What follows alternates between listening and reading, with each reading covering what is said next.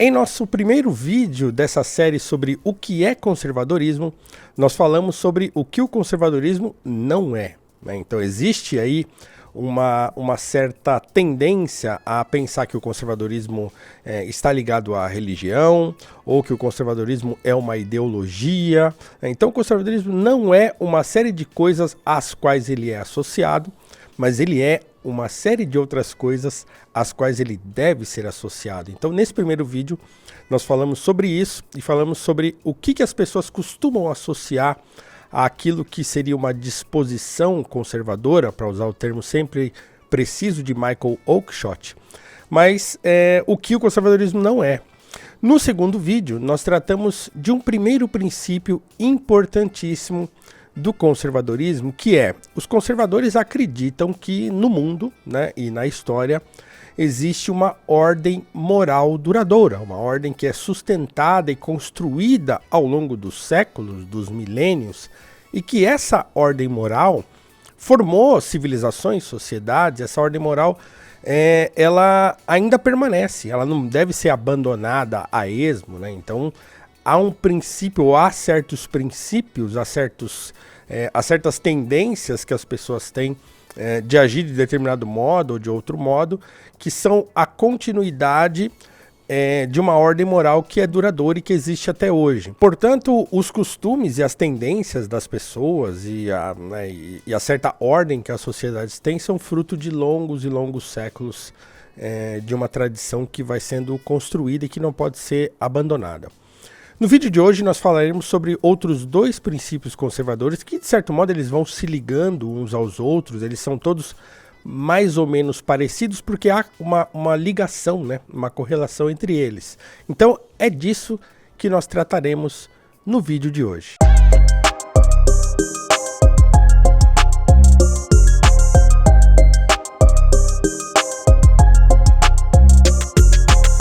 Eu tenho acompanhado eu não sei se eu posso chamá-lo de, eu vou chamá-lo de pensador. Eu tenho acompanhado um pensador contemporâneo, jovem, americano, chamado Chad O. Jackson. Ele é um rapaz negro, ele surgiu recentemente num filme que foi produzido e dirigido pelo radialista e político e conservador, né, defensor do conservadorismo nos Estados Unidos, um homem negro chamado Larry Elder, né? O Larry Elder, ele fez um filme, acho que tem uns 2 ou 3 anos, se não um pouco mais, chamado Uncle Tom.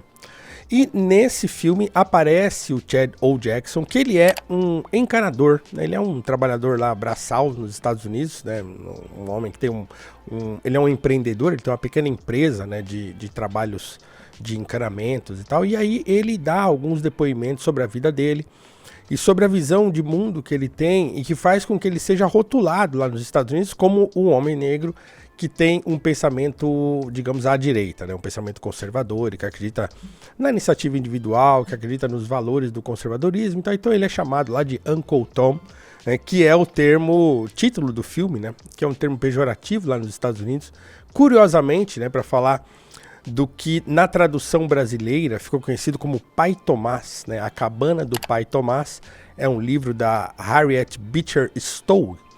E o Pai Tomás, ou Uncle Tom, né? Eu até hoje não sei por que preferiram traduzir como Pai Tomás e não como Tio Tomás, enfim, mas é a tradução que se consagrou no Brasil. O Uncle Tom, ou Pai Tomás, ele é um sujeito virtuosíssimo no livro, né? Se você não leu A Cabana do Pai Tomás, é um livro que merece ser lido, é um clássico da literatura anti-escravidão, da literatura abolicionista lá dos Estados Unidos. Inclusive, foi um livro que influenciou o Abraham Lincoln, influenciou de certo modo a Guerra de Secessão, né? Todo o movimento abolicionista deve muito a esse livro. E inclusive o Abe Lincoln se encontrou com a Harriet Stowe e tal, e o livro foi mesmo muito influente no processo de abolição dos Estados Unidos. E o Pai Tomás, o Uncle Tom, ele não é um personagem subserviente, um personagem que faz tudo aquilo que os brancos gostam que seja feito e tal. Não, ele é um sujeito cristão, né? Ele é um escravo, que é um escravo cristão, muito virtuoso, muito prudente, né? Então você vê no Uncle Tom, quando você lê o livro A Cabana do Pai Tomás, é um homem prudente, um homem conservador, um homem cheio de valores, cheio de amor, cheio de carinho, cheio de cuidado, tanto para com os outros escravos, né, que conviviam lá com ele, quanto inclusive para com os mestres, lá, os donos dele e tal. Então não é porque ele é subserviente, mas é porque ele tem uma certa disposição que é conservadora, que não é revoltosa, que não é de ruptura. Então ele vai trabalhando no sentido de manter as coisas numa certa ordem, mesmo, obviamente, preservando a sua integridade, né? Então, o fato de chamarem as pessoas lá, os negros que são conservadores, de Uncle Tom, pode ser inclusive subvertido numa classificação que é virtuosa e não prejudicial. Mas enfim, esse termo lá hoje, atualmente, ele é tratado como um termo pejorativo, né? Como uma ofensa a uma pessoa negra que é conservadora. Então o Chad O. Jackson, ele continuou, assim, ele abriu um canal no YouTube, ele tem um perfil no Instagram, que é um perfil que está crescendo e tal. Então ele não é um grande influenciador digital e tal, mas está crescendo. Ele faz lives constantemente, ele fala bastante coisas. É uma pena que não tem nada assim com legendas ou mesmo dublado, né? Tudo em inglês. Mas o Chad O. Jackson, ele levantou uma questão que é muito controversa no contexto atual. Ele vem sendo muito criticado por isso, mas ele vem se aprofundando nesse assunto, ele vem levantando essas questões e sustentando cada vez melhor, né? Porque ele vem estudando e, claro, nos Estados Unidos você tem muita pesquisa histórica, muita pesquisa estatística lá, o contrário do que acontece no Brasil. No Brasil nós temos uma escassez profunda e quase absoluta de boas estatísticas, de dados históricos e tal, mas lá eles têm. Então, o que o Chad O. Jackson vem abordando? Ele disse o seguinte, ou ele vem dizendo o seguinte: olha, na época da segregação, né, na época das leis de Jim Crow, por exemplo, no sul dos Estados Unidos, sobretudo, né, que as leis de Jim Crow, elas começam a ser delineadas logo após a escravidão, né? Então a escravidão acaba com uma guerra lá nos Estados Unidos, né, do norte contra o sul sendo, né, o lado escravista da situação, que é de onde surge inclusive o Partido Democrata, os Dixiecrats lá, e o Partido Democrata surge a uma reação e se fortalece a uma reação contra os abolicionistas, que eram os republicanos. O Lincoln era um republicano, e aí, obviamente, toda a tradição de pensamento negro americano do começo, do final do século XIX e começo do século XX, é uma tradição de pensamento conservador ligado ao Partido Republicano. Isso vai mudar lá pela década de 30, com a Grande Depressão, começa a haver uma mudança, uma transferência de perspectiva no pensamento negro americano para uma filiação às ideias do Partido Democrata. Mas até aquele momento, né, os primeiros congressistas negros americanos eram todos do Partido Republicano. Tá? Então, a tradição de pensamento negro-americano ou de pensamento abolicionista americano é uma tradição de pensamento ligada ao Partido Republicano e ao conservadorismo, que dele faz parte, né, da tradição de pensamento republicana. Não estou falando do republicano, do Partido Republicano atual, do Trump, não é nada disso. Estou falando daquilo que acontece lá no século XIX, da tradição de Abraham Lincoln, por exemplo. Então, o que o Chad O. Jackson vai dizer é o seguinte: durante as leis de segregação, né, então as leis de Jim Crow, elas começam com os chamados Black Codes, que eram já leis de segregação que começam a ser aplicadas no Sul em retaliação à abolição da escravatura. Então aí começam a proibir os negros de votar, começam a proibir os negros de entrar em determinados lugares, e essas leis vão ser todas reunidas num pacotão de leis de segregação que ficaram conhecidas como leis Jim Crow. Jim Crow era um personagem de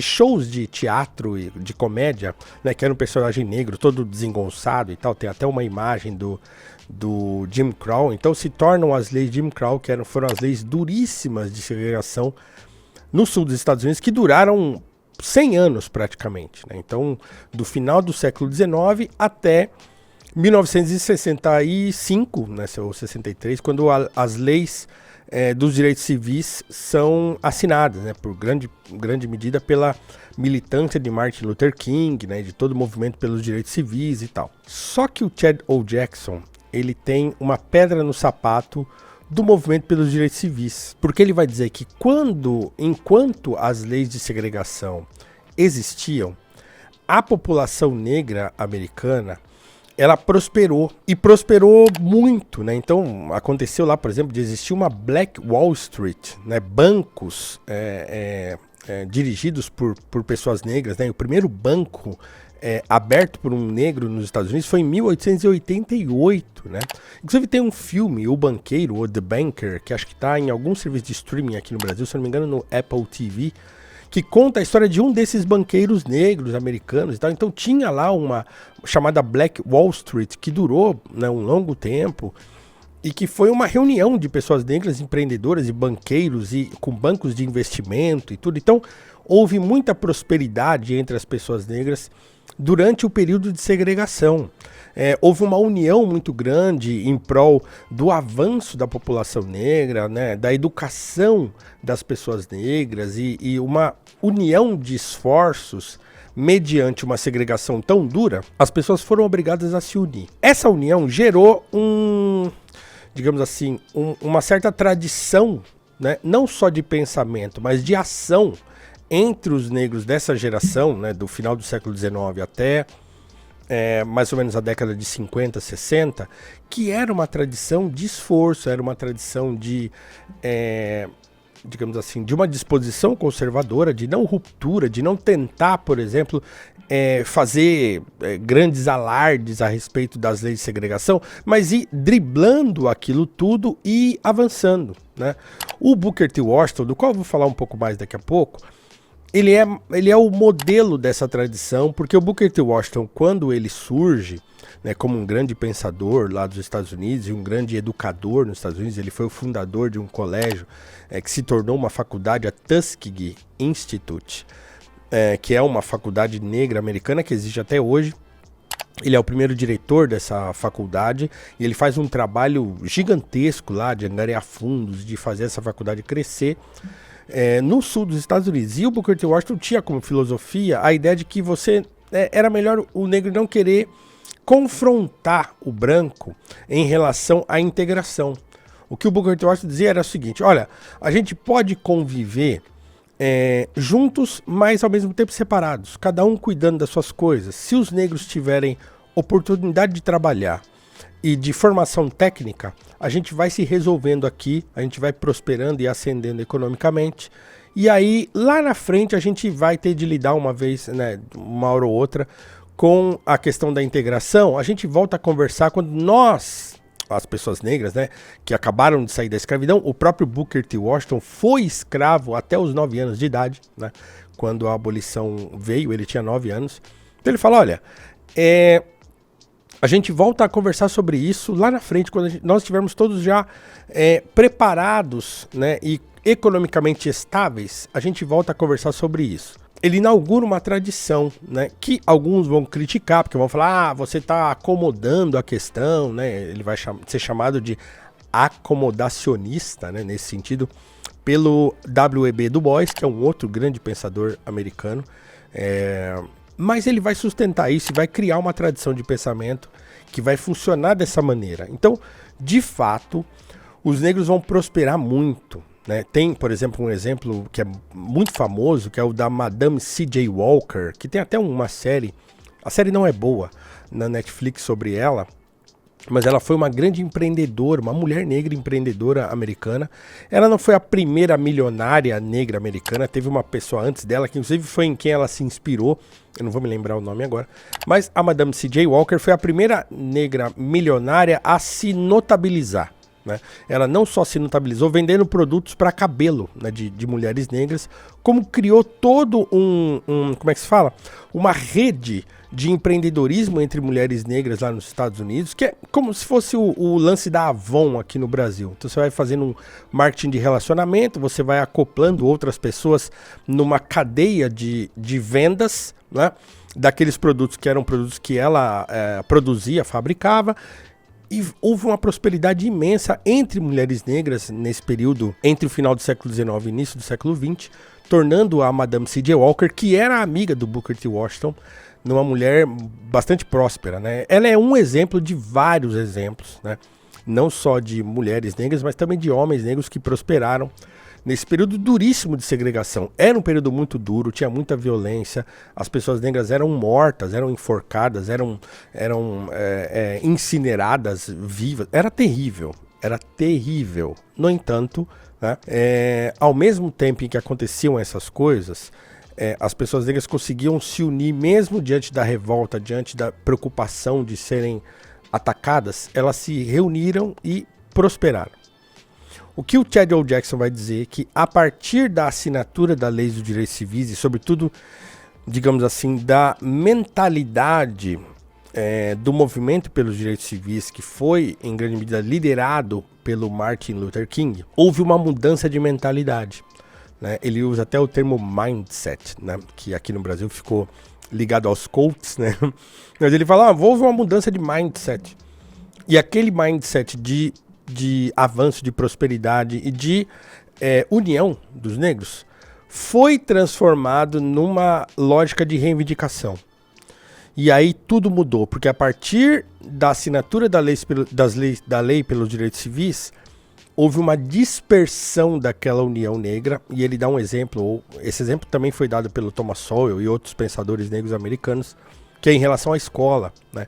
Quando a escola foi integrada, você, por exemplo, tira uma criança negra que estudava numa escola segregada, mas que era uma boa escola, que estava formando gente, as faculdades negras, universidades negras e as escolas segregadas estavam formando pessoas negras capazes e gente talentosa, né? Iam ascendendo socialmente e também no trabalho. Mas você começa a tirar as crianças negras dessas escolas e colocar essas crianças em escolas que eram, digamos assim, integradas, mas forçando uma integração. Então você pega uma criança que está dentro de um contexto em que ela é aceita, em que ela é assimilada, em que ela pode aprender, e coloca ela num contexto em que ela vai sofrer racismo, vai ter que ficar lidando com isso na escola, né? Tem o caso famoso da Ruby Bridges, né? Tem até a imagem dela sendo conduzida pelos US Marshals, né? Para a escola, né? Então tem uma foto que ela saindo da escola com 2 US Marshals ao lado dela. Essa história ficou muito famosa, ela ainda é hoje viva e uma ativista e tal. Mas você acabou pulverizando aquela ideia de união e criando uma mentalidade de reivindicação e de clamor por benefícios sociais. Então, o que o Chad O. Jackson vai dizer que o Martin Luther King e o movimento pelos direitos civis foram prejudiciais à ascensão e à união do povo negro americano. Isso é controverso, né? Mas é interessante. E é a partir dessa historinha que eu contei para você aqui agora que eu vou dizer qual é o segundo princípio conservador e que está muito ligado a isso que o Chad O. Jackson disse, e há uma tradição brasileira, inclusive, que é o seguinte: os conservadores, eles costumam aderir aos costumes, às convenções e à continuidade, né? Esse é um segundo princípio conservador. O que acontece, então, durante a escravidão e a partir da abolição durante mais de 100 anos, é a formação de uma tradição negra de pensamento, né, nos Estados Unidos, que vai ser uma tradição de ascensão social, de ascensão econômica, de união e de um pensamento não disruptivo, que garantiria aos negros, mesmo diante de uma segregação tão violenta e tão dura, né, meios de driblar as dificuldades e conseguir ascensão social, econômica e também, de certo modo, combater o racismo com essa ascensão. Essa é uma tradição de pensamento que dura gerações e gerações, né? Então, quer dizer, se a gente contar que uma geração dura em torno de 30 anos, então você imagina, mais de 100 anos, se a gente contar aí uns 130 anos, 120 anos, né? Então são 4 gerações pelo menos, né? Ou 3 gerações pelo menos, 4 gerações, né? 3, 6, 9, 12, né? 120 anos, 4 gerações formadas nesse tipo de pensamento, isso sem contar a própria época da escravidão, né, em que muitas pessoas negras prosperaram ainda assim, e quando conseguiam a sua liberdade, acabaram aderindo a esse tipo de pensamento, de tradição, que é uma tradição americana de iniciativa individual, né, de pensamento liberal, né? Então eles aderem a isso, e aí então eles prosperam e vão conduzindo as suas vidas por mais de 100 anos. Com a ascensão do movimento pelos direitos civis e também com a ascensão do pensamento progressista mais à esquerda e mais marxista, que vai estourar no final dos anos 1960 com a morte de Malcolm X e depois de Martin Luther King, né, com a morte desses dois, e aí o marxismo entra de sola no pensamento e no movimento negro americano e domina. Então passa a dominar, por quê? Porque é uma sensação de revolta pela morte do Luther King, do Malcolm X, então dá um combustível ao movimento dos Panteras Negras, por exemplo. O Partido dos Panteras Negras era um partido que era comunista, né? E aí outros movimentos comunistas vão surgir. A Angela Davis, que hoje está viva e é um grande ícone aí do ativismo antirracista americano e mundial. A Angela Davis, ela era dos Panteras Negras, né? A mãe do Tupac Shakur, do rapper Tupac Shakur, ela era também dos Panteras Negras. Então, assim, a Afeni Shakur, né? Ela era dos Panteras Negras. Então tem aí, né, uma tradição de pensamento marxista que se une ao pensamento antirracista americano, e aí vai suprimindo aquela lógica de união, de prosperidade no melhor sentido do termo, tá? Não só prosperidade econômica, mas de união, de família, de seguir na ascensão social e econômica através do trabalho, do estudo e daquela união familiar e inclusive de uma união religiosa, né? Porque o protestantismo é um grande protagonista nesse sentido, no processo não só de abolição nos Estados Unidos, mas também na condução da vida das pessoas negras americanas no pós-abolição. As igrejas negras americanas, as igrejas da época segregadas dos Estados Unidos, segregadas por lei, né? Porque até hoje lá você tem uma sociedade meio segregada, assim, informalmente segregada.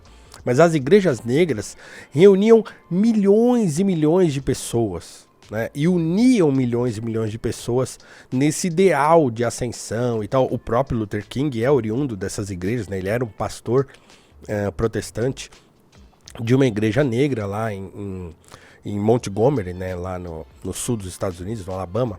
Então, essas igrejas eram muito responsáveis por isso. O movimento abolicionista americano era muito ligado à ideia de libertação do povo negro, que era inspirada na ideia de libertação do povo de Israel. Né? Então, a maioria dos Negro Spirituals, né, da música gospel que surge lá nos Estados Unidos, que nasce na América, é uma música muito ligada a essa tradição de libertação.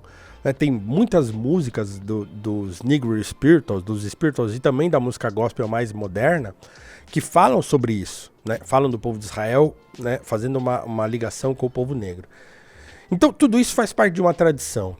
E aí houve uma quebra dessa tradição, e a substituição dessa tradição por um pensamento que é um pensamento que começa a clamar por benefícios sociais, por ajuda do governo e por reivindicação de reparação histórica, né? E aí vai suprimindo e estrangulando e acabando com um pensamento conservador negro-americano. Eu poderia contar essa história falando do Brasil, tá? Porque no Brasil acontece mais ou menos a mesma coisa e eu vou falar um pouco mais disso no próximo princípio. Mas vejam, é uma tradição, né? Então, os costumes que vão se criando ao longo desses mais de 100 anos, né? As convenções que vão se criando, né? Então, tem até um famoso discurso do Booker T. Washington, que eu vou citar daqui a pouco, que é o Compromisso de Atlanta, né?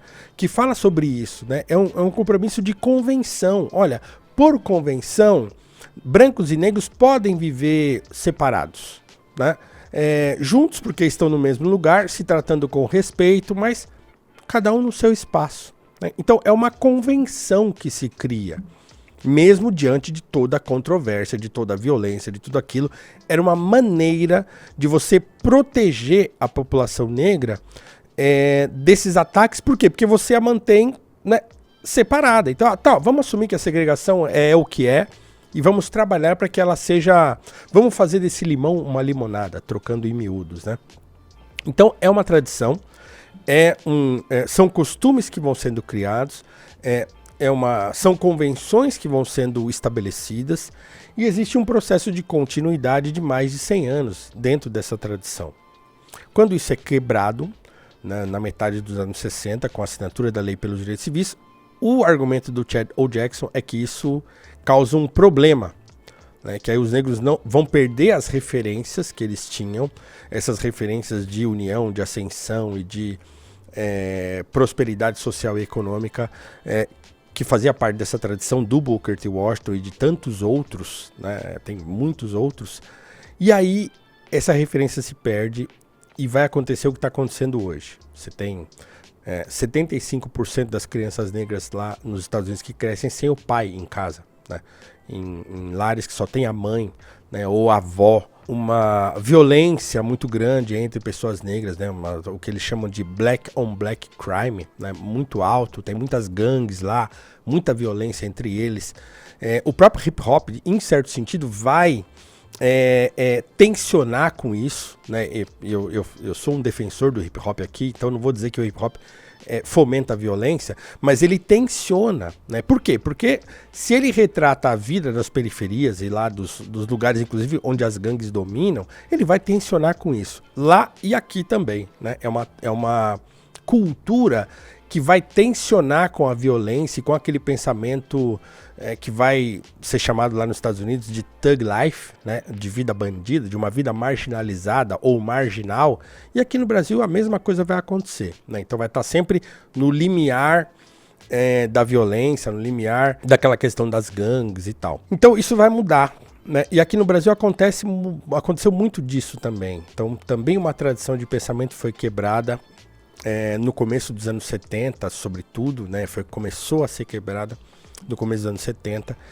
E aí, essa tradição, né, esses costumes, essa convenção e essa continuidade foi sendo quebrada. E aí hoje a gente tem essa confusão, que é uma mentalidade de reivindicação e de reparação histórica e ficar clamando por benefícios do governo e tal, que vai contra uma tradição de pensamento e de costumes que era já tradicional lá nos Estados Unidos e aqui no Brasil, né?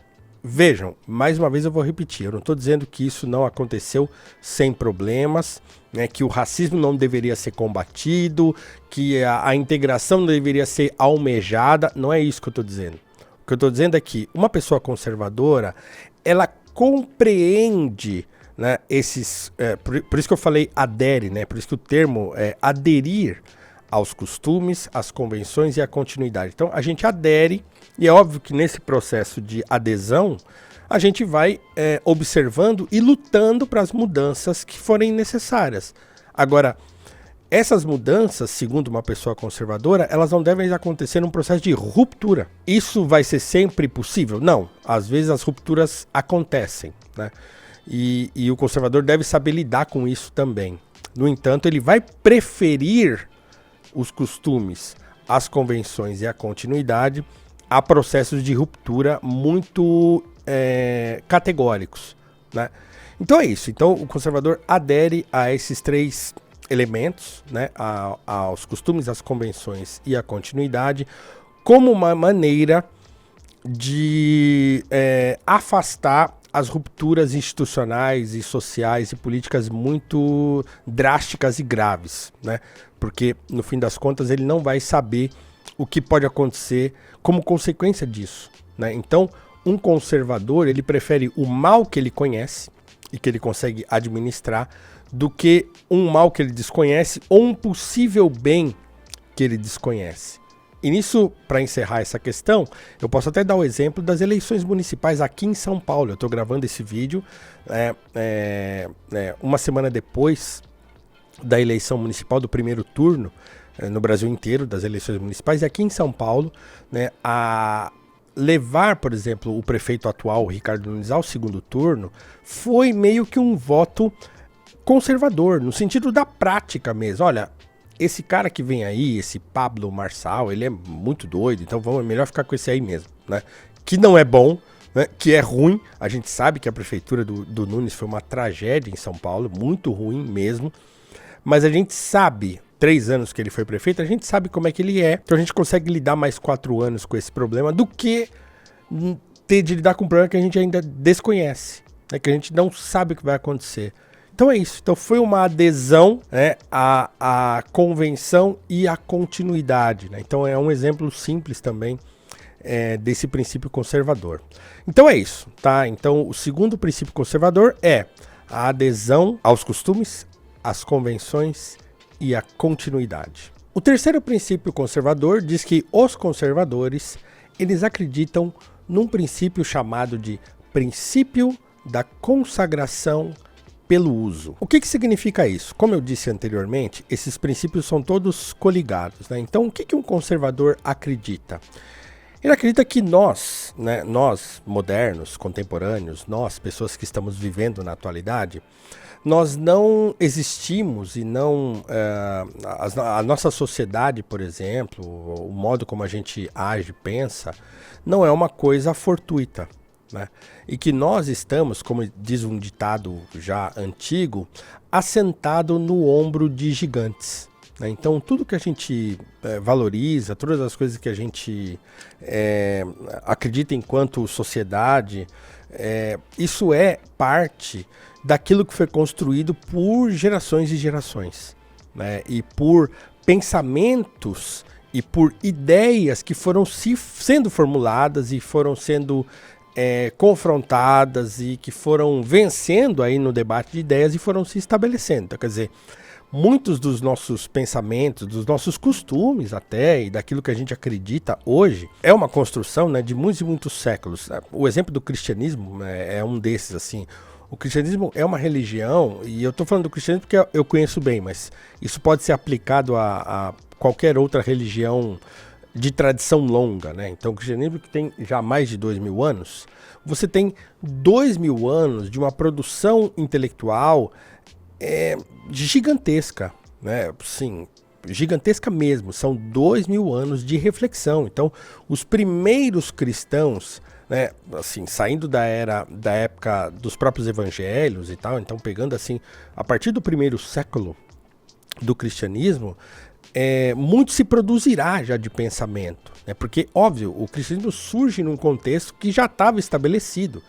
Então ele precisa ir formulando as suas crenças, as suas ideias, as suas doutrinas, a sua teologia, a sua filosofia. Então, desde o primeiro século do cristianismo, a gente pode voltar um pouco e pegar, sei lá, o apóstolo Paulo, por exemplo, né, que ele, né, as cartas de Paulo ocupam 2/3 do Novo Testamento, e o Paulo já é um grande, não sistematizador, mas alguém que tenta organizar aquela nova tradição religiosa que surge, aquele novo pensamento que surge.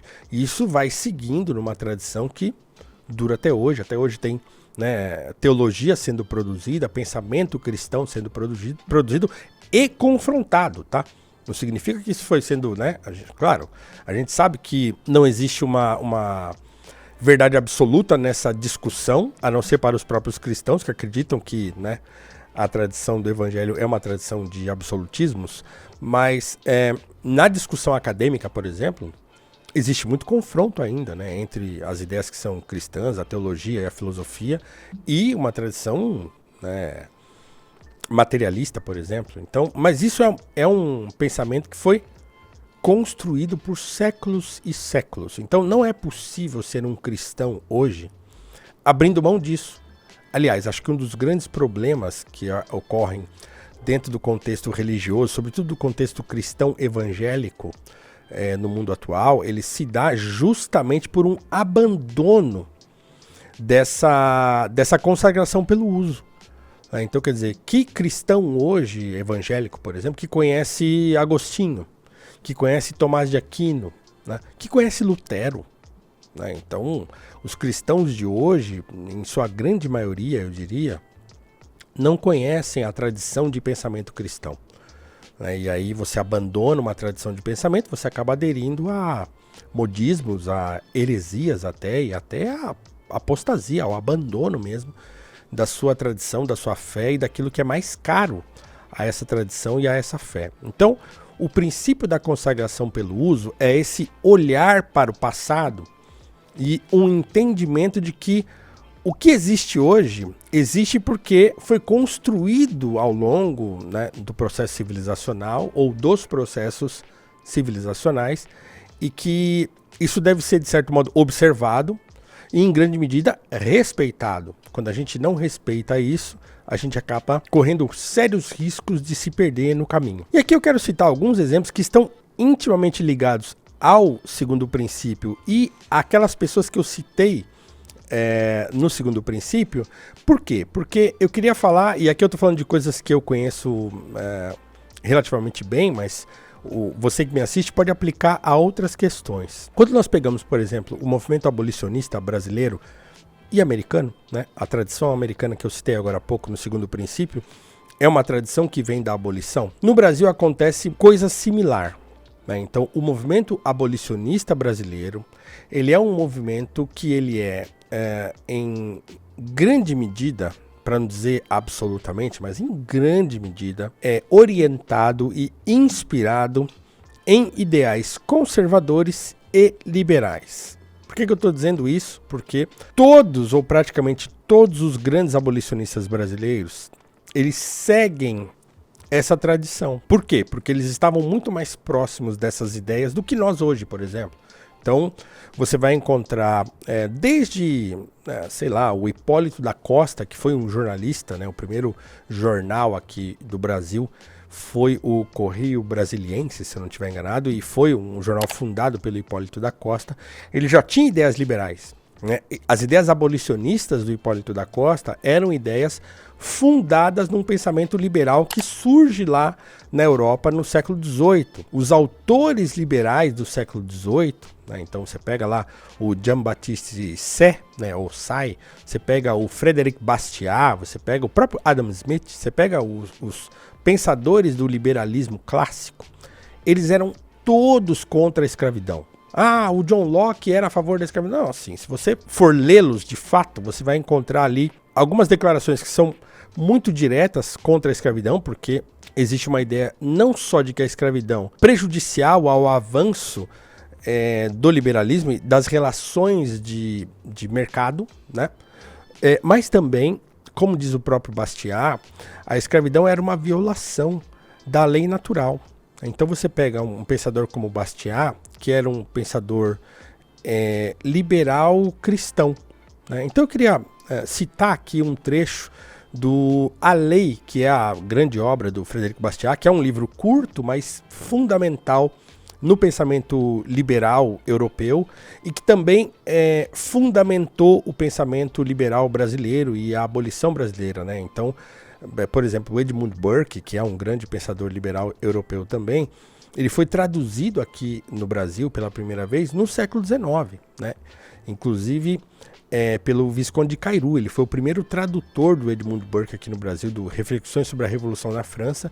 Ele traduziu trechos dessa obra e foi publicado no Brasil ainda no século XIX, né? Então, o Rebouças vai se inspirar muito no Frederic Bastiat para conceber a ideia da abolição brasileira, o projeto de abolição brasileiro e de continuidade do abolicionismo brasileiro. Então, o que diz o Bastiat em A Lei? Abre aspas. Vida, faculdades, produção e, em outros termos, individualidade, liberdade, propriedade, eis o homem. E apesar da sagacidade dos líderes políticos, estes três dons de Deus precedem toda e qualquer legislação humana e são superiores a ela. A vida, a liberdade e a propriedade não existem pelo simples fato de os homens terem feito leis. Ao contrário, foi pelo fato de a vida, a liberdade e a propriedade existirem antes que os homens foram levados a fazer as leis. A lei é a organização coletiva do direito individual de legítima defesa. E aí o Bastiat continua. Infelizmente, A lei nem sempre se mantém dentro de seus limites próprios. Às vezes, os ultrapassa, com consequências pouco defensáveis e danosas. E o que aconteceu quando a aplicaram para destruir a justiça, que ela deveria salvaguardar? Limitou e destruiu direitos que, por missão, deveria respeitar. Colocou a força coletiva à disposição de inescrupulosos que desejavam, sem risco, explorar a pessoa, a liberdade e a propriedade alheia.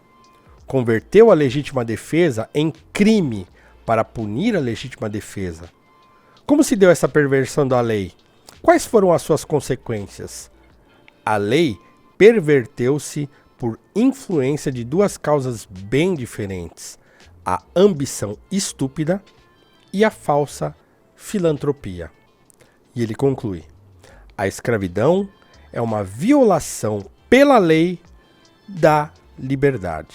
Fecha aspas. Então veja, temos aqui um autor liberal, um autor do liberalismo clássico, né, se insurgindo contra as injustiças provocadas pela escravidão. Então ele fala, olha, a escravidão é uma violação. Né? Então ele é um autor liberal clássico, né, e que vai inspirar muito o André Rebouças. Outro que vai inspirar muito o André Rebouças é o Jean-Baptiste Say.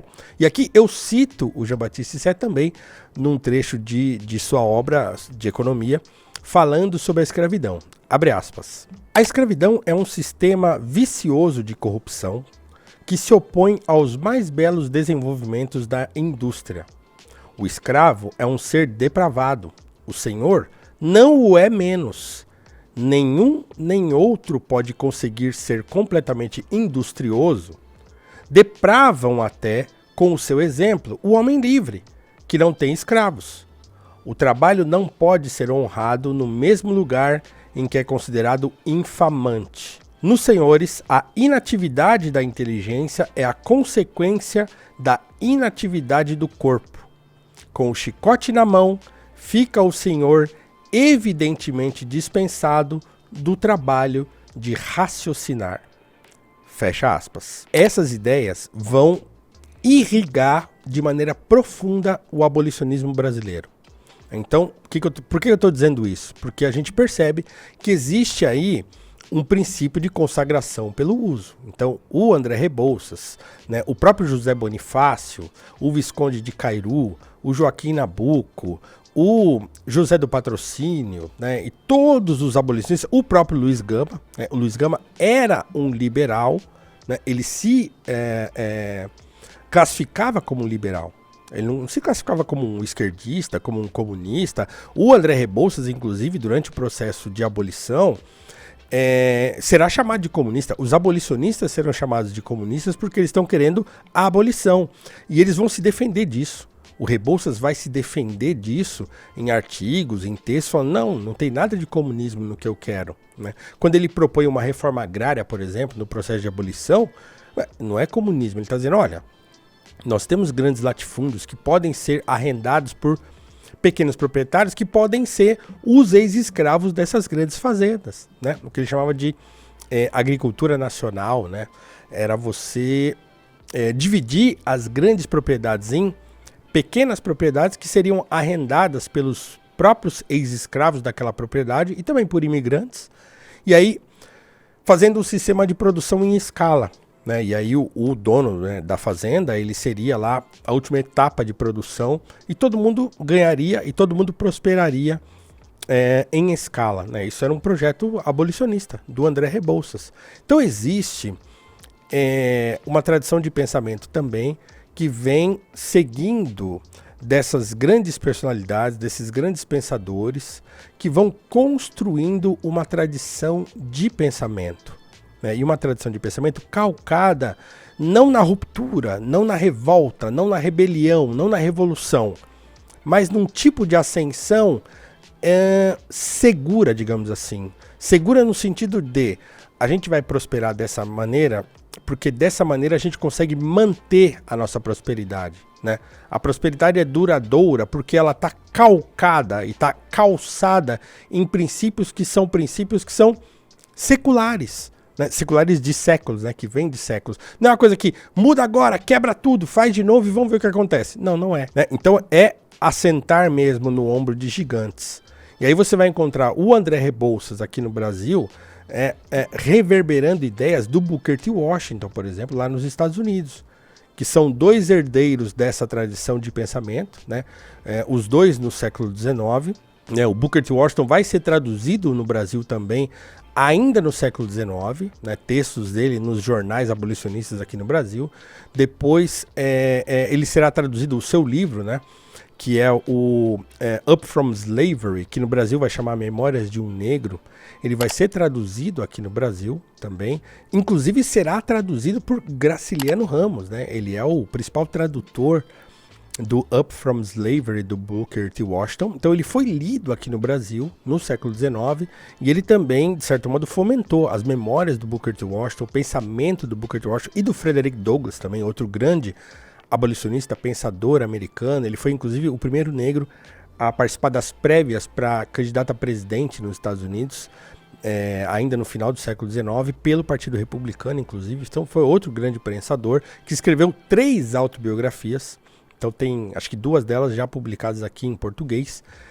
Então é uma tradição de pensamento. Então vamos ver o que diz o Booker T. Washington e o que diz o André Rebouças. E eles estão falando mais ou menos sobre a mesma coisa, né, em contextos específicos, né, mas que são correlatos, né, e correlacionados por essa tradição de pensamento, que é justamente um princípio de consagração pelo uso, né, e pela fundamentação de uma tradição.